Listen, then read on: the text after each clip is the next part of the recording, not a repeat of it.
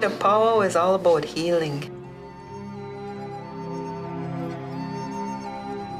When we send our relatives or ourselves to go dance out there, that's what we say, go dance for the people.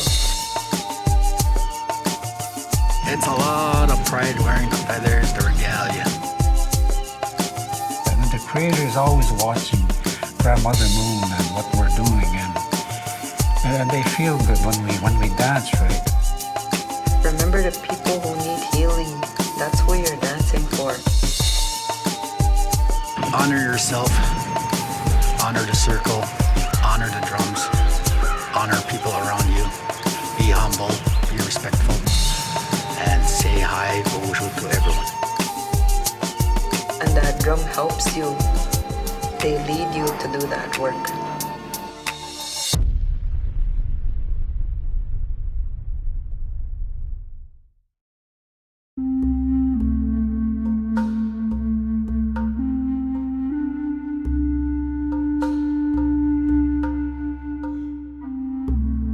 The powwow has always been very integral to us as Anishinaabe peoples. It's a celebration of life. It's a ceremony, and we have certain teachings that we follow. Even before we start a powwow, we have a ceremony to make sure that powwow goes in a good way. We feast the spirits and the drums that are part of that, the traditional drums that are part of the powwow. And for us, the way that we say it, powwow is a contemporary word. And for us, we say NIIMI'ITIWIN, which is for us to all dance together, and how we sound that dance as well. So it's about visiting. It's about coming together. It's really a gathering. It's a social event, but it's also an activity that's holistic, and once again in our spirit, mind, and body. And we use all of those when you're at a powwow. As Anishinaabe, everything stems from the Creator, and either it comes through vision, dreams, or sometimes sickness to enable us to receive these gifts. And it's all about pimatazin, right? Pimatazin. When in our life journey, the Creator gives us the traditional drum, which is what we understand, the heartbeat of Mother Earth. And when we do these powwows, the dances, again, it's for health, healing. Very much so like the traditional dancers, when they seem to emulate the old style hunters, right? Hunting or battling, and some of the items that they wear come through dreams and validation through a medicine man or a medicine woman. And again, it's for you, right? Even the name that you have, that you carry, you dance in honor for that name, the clan. You see some of the dancers that they're dancing under, you see those clans representation, and that signifies who you are, right?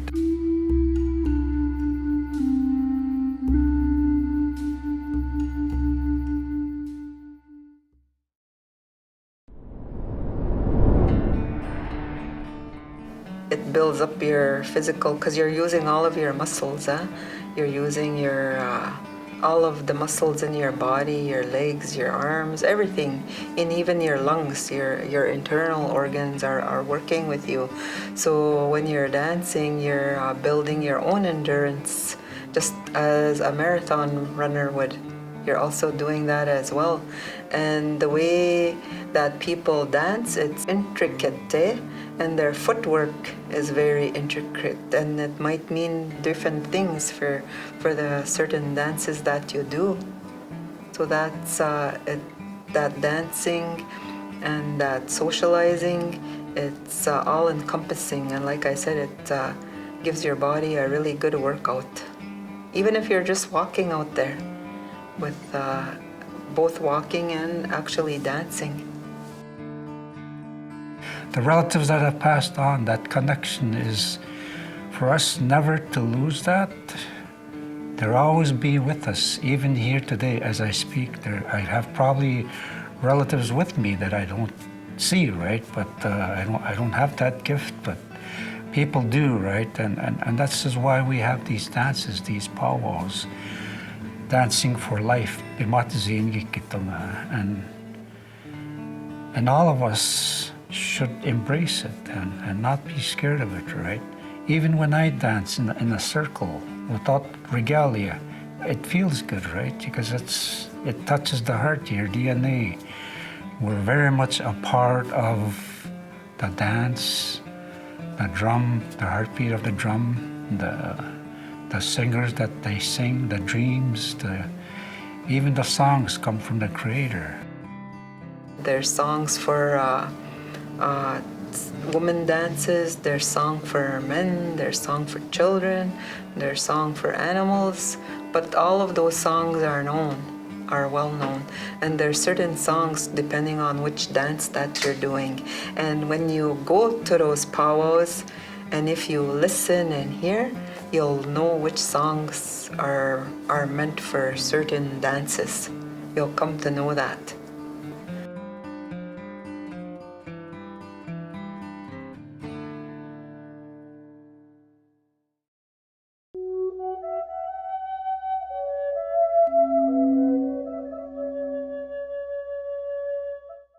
There's a well-known story, and this story originates from North Comegoning, which a lot of people know as Whitefish Bay.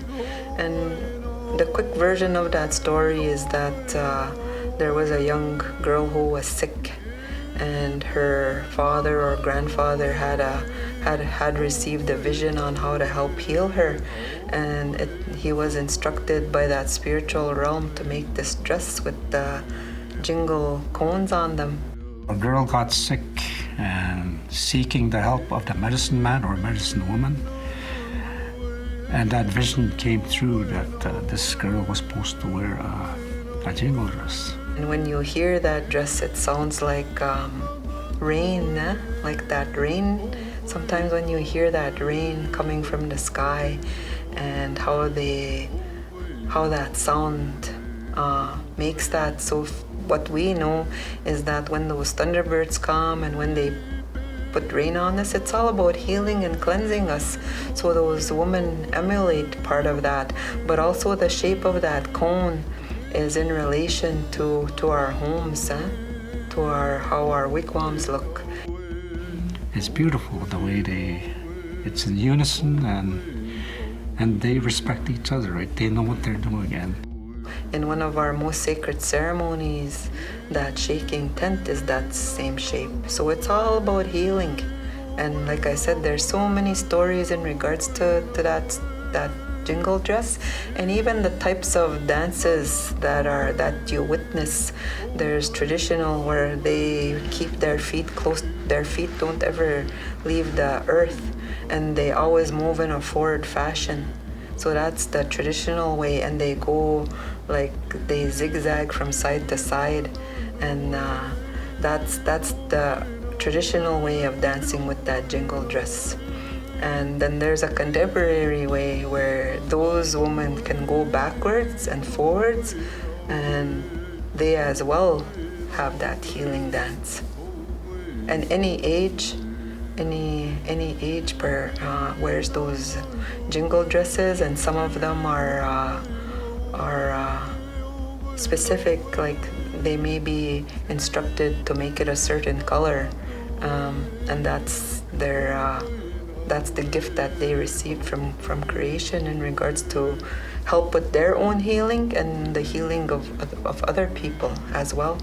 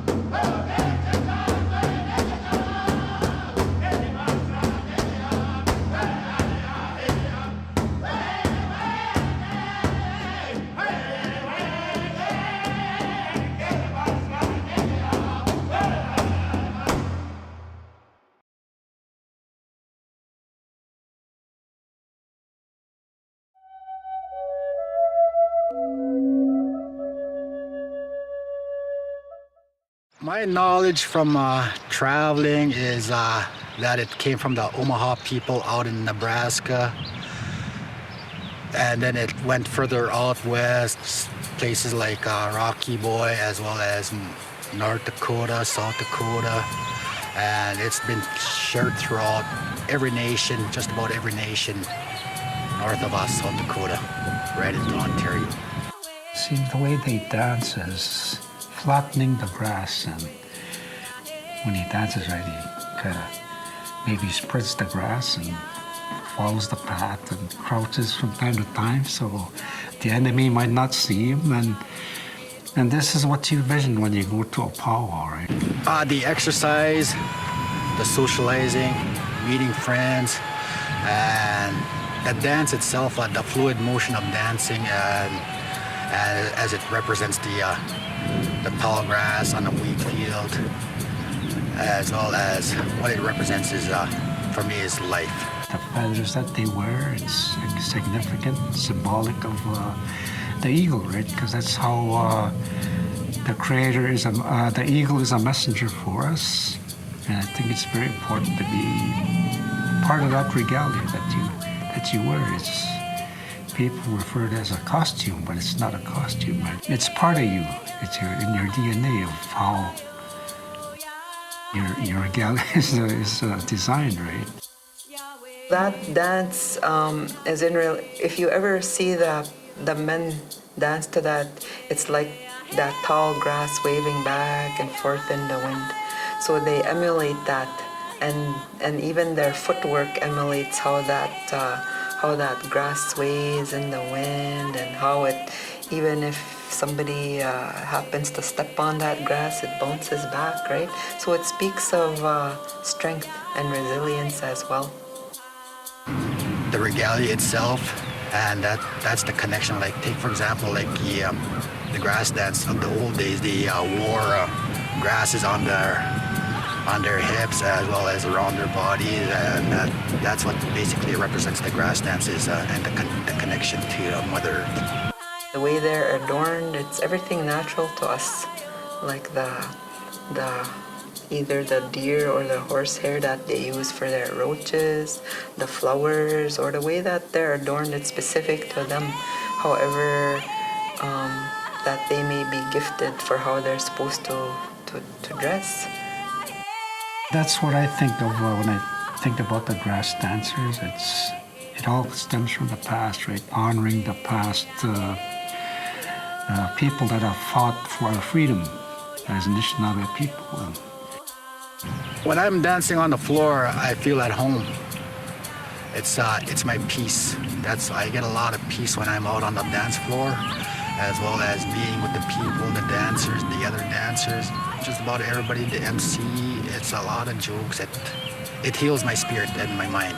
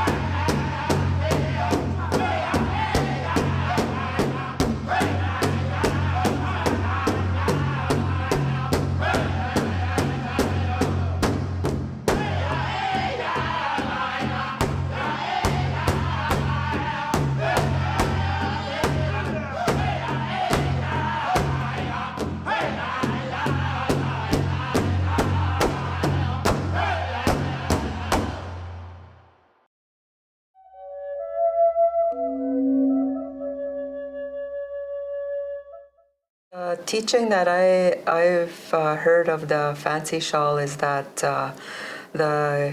it's danced, of course, by women, but most especially the young girls, because you need a lot of endurance and to be really physically fit in order to do that particular dance.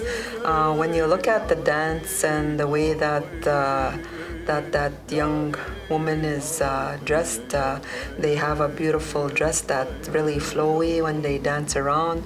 They also have a shawl around them, and also with their beadwork and all of that. And they have very intricate footwork as well. And it's a very beautiful dance to witness and to be a part of, and it's very fast. It's very fast. And when you look at that particular dancer or those dancers, they look like butterflies that are floating around, actually. And those dancers that have that expertise in that, it looks like they're just floating around off of the earth, or barely touching that earth, because that's how highly skilled they are at that particular dance. And they also twirl around just much like how a butterfly would. And so that's that particular dance, and it's also in honor of that butterfly, and how that butterfly transforms. Like, we know they start off as a caterpillar, and through that transformation they become that beautiful butterfly.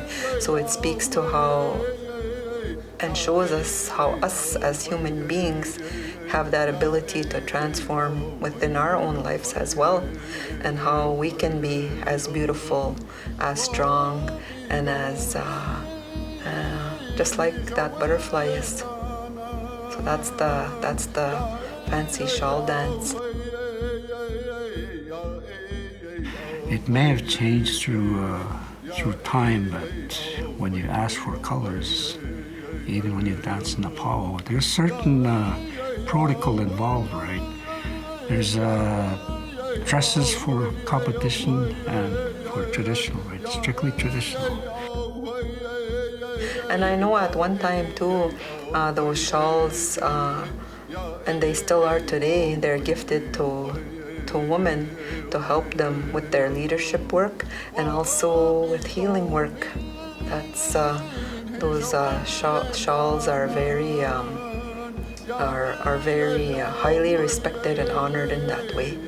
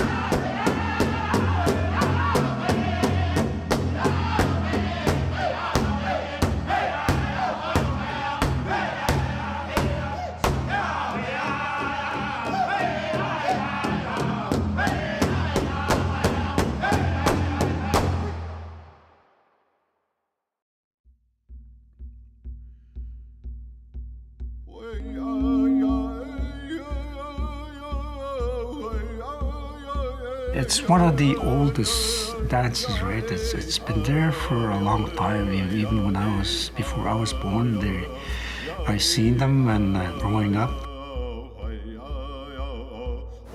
What I have heard in my lifetime is that those men traditional dancers are our warriors, and you see that in the way that they dance and the way that they carry themselves.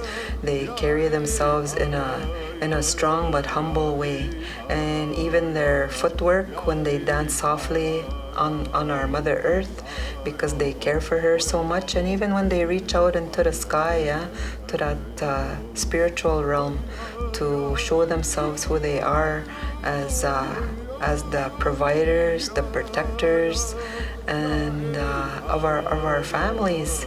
And you see that in the way that they dance, the way that they as well are adorned. You see that with their warrior clubs sometimes with their walking sticks or their dancing sticks. Like a male traditional dancer is a very respected individual, and even the items they carry they mean something, right? That only they know. And if you give them tobacco, they would probably share with you what each meaning is, right? So that's how fascinating it is when they talk about cultural integrity. It's everything. That's what I know about that they are our warriors of our people, and you see that when they're doing certain dances as well. And sometimes you see them when they get down on their knees and they look like they're looking out for game or for whatever they may be doing at that particular moment in time when they're dancing. It's a gift from the Creator. When you're bestowed the vision of who you want to be, who you should be. And it probably goes back to pound maker days, Sitting Bull, and when they dance, we dance for life.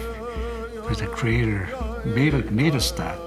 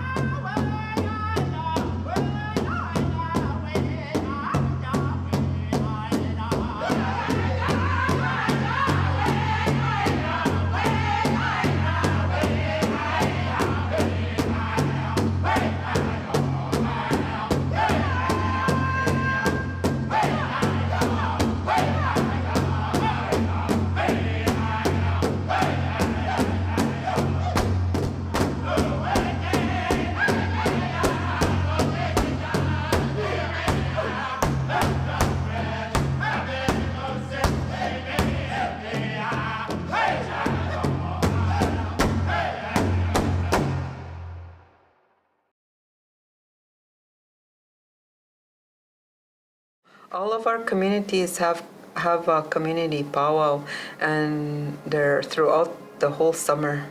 So every weekend you're gonna have a community hosting a powwow, and it brings many people together. Like I said earlier, it's about tending to your spirit, your heart, your mind, and your body. And it's about the art of visiting one another, and you learn so much from that because you also get to voice what you're doing there. You get to hear what's happening there, and even it helps you become more aware of your physical body. The powwow will always be there for as long as we live, Anishinaabe people, as long as the sun shines and the rivers flow and the grass grows, living in harmony with Mother Earth. And that's what it's all about, right? And we lose focus at times because of technology, reality, right? Where we're in 2000 and people say that's the old way, but no. As Anishinaabe people, we've been given original foods, but I know our relatives from other countries, their foods taste really good, but it's also for us to be really mindful and aware how much we consume of that. But our original foods, they kept us healthy, like our wild meat, our wild rice, our corn, and our berries. That was enough to sustain us.